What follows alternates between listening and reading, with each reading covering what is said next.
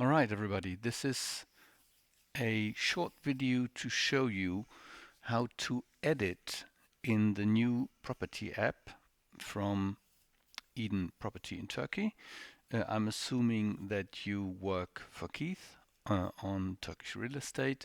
If you are a client or a user, you're in the wrong place. There is a specific video for you as well. This is for employees only. Okay, so uh, let's see. The first thing you do is you go to data.learnix.com. And by the way, I'm assuming that you have already watched the video for the end user so that you are familiar with the end user experience. I'm not going to go through all this again.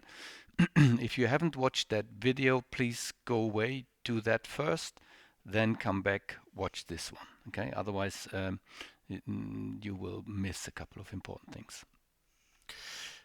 So you land on this nearly empty page.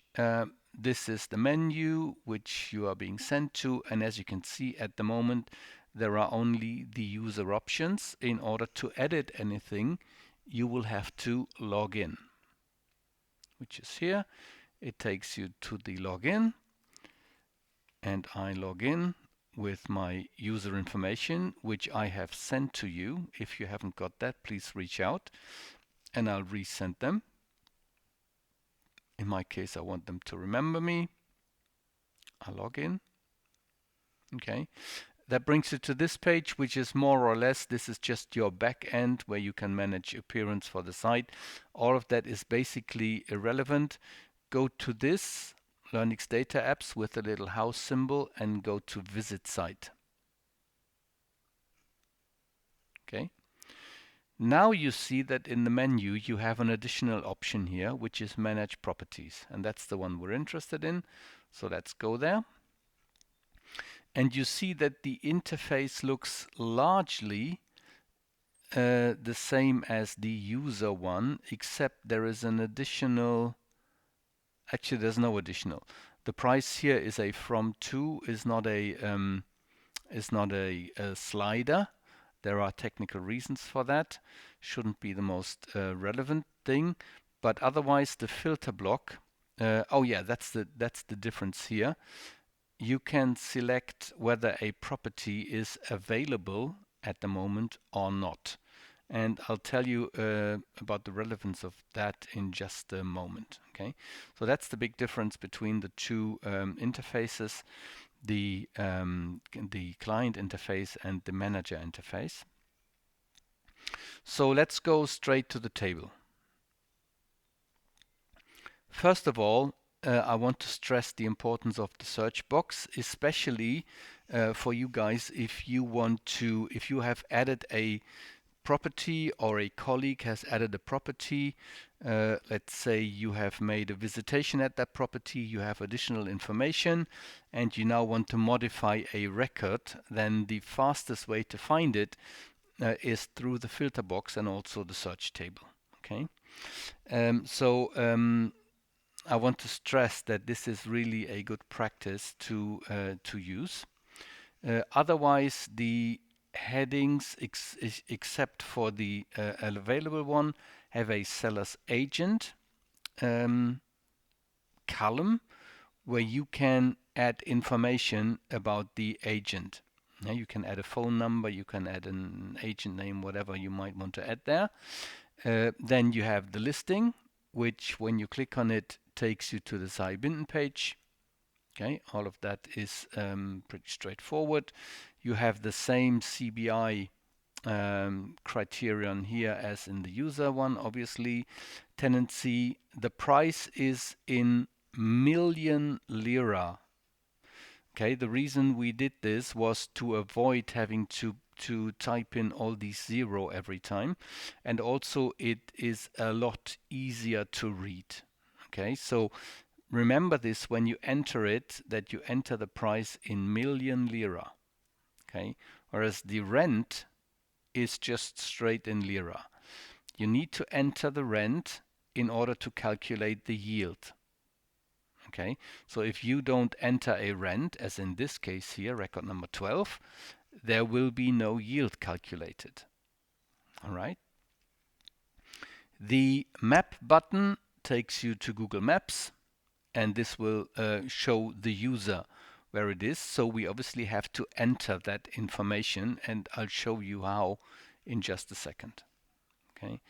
Then you have the visit date and visit times, and there's a note field where you can enter some information just like it used to be in the Google Sheet. All right.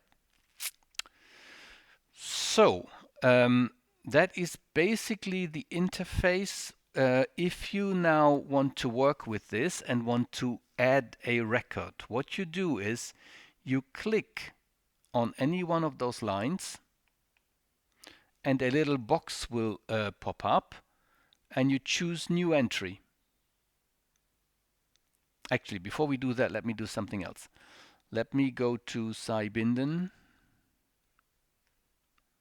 Pardon me. Let me go to Saibinden. And let's say we want to add that property. Okay, now this is already there. We will not complete this transaction, but let's just say for the sake of argument that this is our new property that we want to add to the table. Then what we do is we go new entry, and you will receive a clean pop-up. Okay. You enter basically the information that it is asking from you. A lot of this will be drop downs. So yes, it is available. Seller's agent. We can get from the page. Paste. Control V. The listing link is this one up here. We copy and we paste. CBI, yeah, let's say this has CBI. Tenancy, let's say there is a tenant. The price, once again, is 7.65 million. Okay, you can see it asks for price in million. So you enter 765, and you don't have to enter the comma. Okay, if this was 7 million exactly, you just enter 700. Okay, the comma will be entered for you. In this case, this was 765. Rent, let's say we have found out that the rent is 30,000 Turkish lira. The location link, now this is important, okay? Otherwise you won't get the Google Maps button. What you do is you go back to the listing. Let's get rid of this. Go down to location, call the Google Maps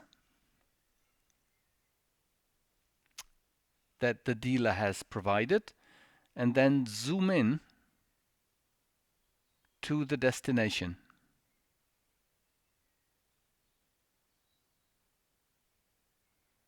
And there it is. Okay. You right click and you say share location, which is the second entry from the top. Okay, you can then copy the link, go back, paste the link, Control V. Okay. Same with the location coordinates. You just go back to Saibinden.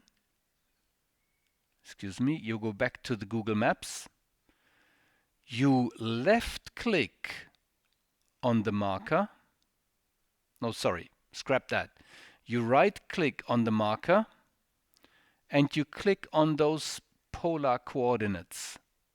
Okay, just left click on it and it will copy those coordinates to the clipboard. And then you can once again paste it here. If you have a visitation date, you enter that here. If you have a visitation time, you enter that here. Little tip, when you click on the minutes, you can choose your minutes. You don't have to use the arrows. I find that a little bit annoying with the arrows, but hey, there you go. Just click on the numbers directly and you can choose from the menu here, basically. Okay. So let's say we have an appointment for tomorrow at 5 o'clock. So 1700. There you go. That's your visit date and time. nodes, whatever the case may be, and then location. Now, this is important. This will give you a list of all districts in Istanbul with selected neighborhoods. Okay. Now there is over 1,000 neighborhoods in Istanbul, and we didn't include all of them in the list. That would be extremely confusing. Okay. For example, if you look for Shishli,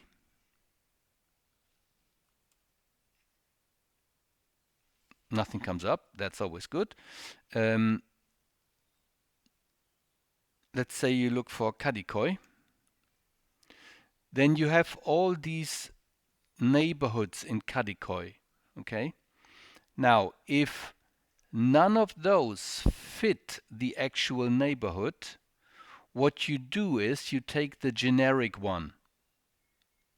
Okay. The rationale here is that listing all these neighborhoods for the client would be quite confusing. There's a lot of them, right?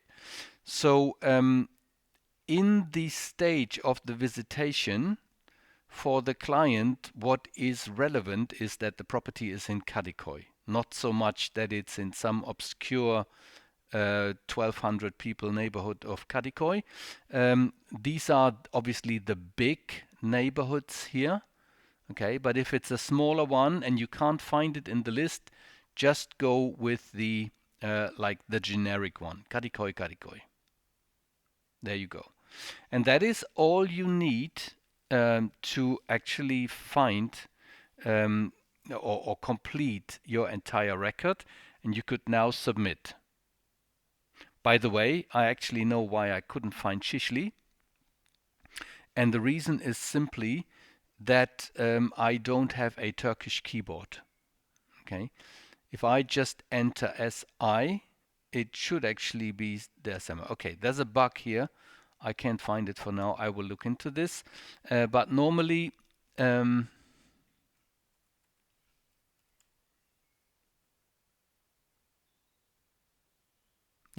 it's to do with my keyboard. Okay, if I just enter LI, I can find Shishli here. Okay, once again, if you cannot find the relevant neighborhood, use the generic one. If you have a Turkish keyboard on your phone, you shouldn't have these problems. Now, if you have a like a European or an American style keyboard on your phone or on your computer, you might have to trick this a little bit. I was really building this for the Turkish guys, and you might have to work your way around these special characters. All right. Again, if you have a Turkish keyboard, not a problem. If you have a European style American keyboard, you need to look for a part of the district or neighborhood that doesn't have special characters in it. That's just a quirk when you look for any information in a search engine like this. So for example, here we have Taşuluk. If I search for this, I will not find it. If I search for Oluk, there it is. Okay, so that's the solution to this.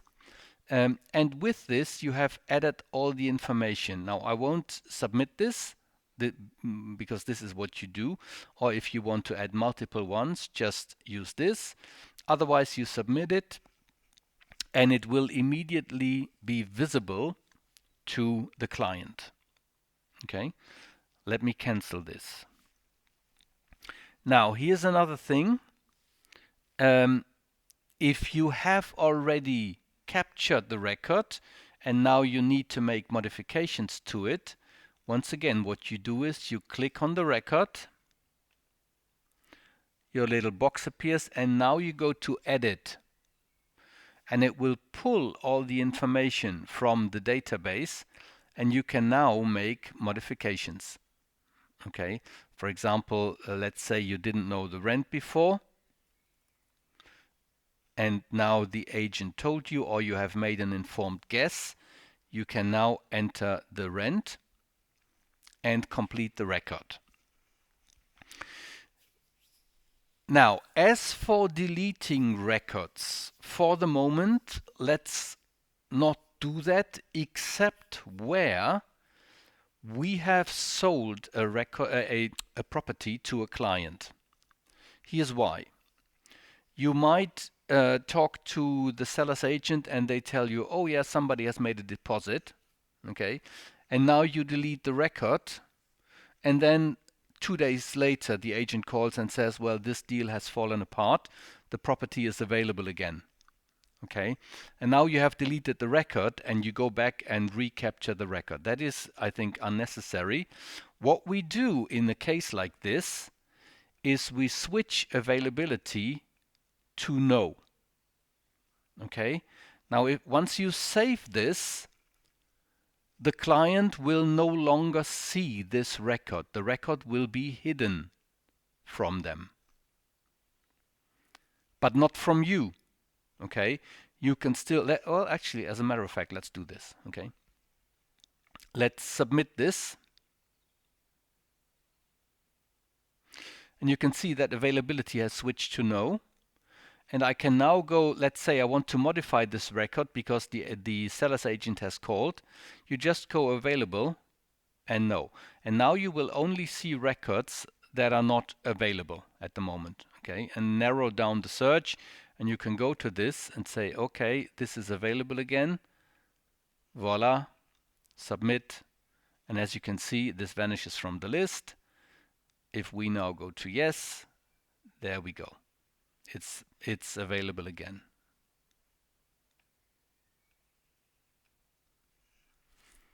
So that's it. That's the new app for properties and visitation. This replaces the Google spreadsheet. I hope this adds a little bit to make your life a little bit easier out there in the field. If you have any suggestions for this app, this is a work in progress. And oh, no. Before I go, let me just tell you what we are planning to do. So the next step in this is to look into whether we could actually publish a map on top of this. Okay, I didn't mention this in the customer video to not put too much pressure on the development, but it's important for you to know that eventually in the client side app, what we want is a map, a Google map on top of this table along these lines, okay, which shows all the properties on a map of Istanbul. And then as you filter the map down, I want the map to lose more and more markers and show only the surviving records from the table. Okay. The attraction of this is that if I then go for visitations and I look at my today visitations, and let's say there are only 3 visitations today, then the map would only show those 3 markers with the timestamp, and I can now plan my day in Istanbul or in Izmir. Okay, so that is why it is important that while capturing the record, you actually take the pain of copying those coordinates, because that is what Google Maps works with. Okay, if you don't enter the coordinates, we will not be able to create this feature. If you don't, enter the link, the customer will not be able to find the location. Okay, so none of this is more work than you did until now, except now you did it in 2 or 3 different places, and now we consolidate all of this in one single place. Okay. So the other thing, once you have logged in, I suggest that you allow the browser to store your details so that next time you come on here, you don't have to log in again. Okay, it might periodically ask you to re-log in, but usually once the browser saves the credentials, you should be able to go straight to work. Okay. And up here, if you absolutely want to log out, you can do so here. But I would just encourage you to stay logged in and streamline the process a little bit. All right, everybody, that's it. If you have any more questions, please hit me up on WhatsApp and we can discuss. If you have any suggestions for improvement, please hit me up. I'll be happy to look into that. And until then, take care, guys, and good selling.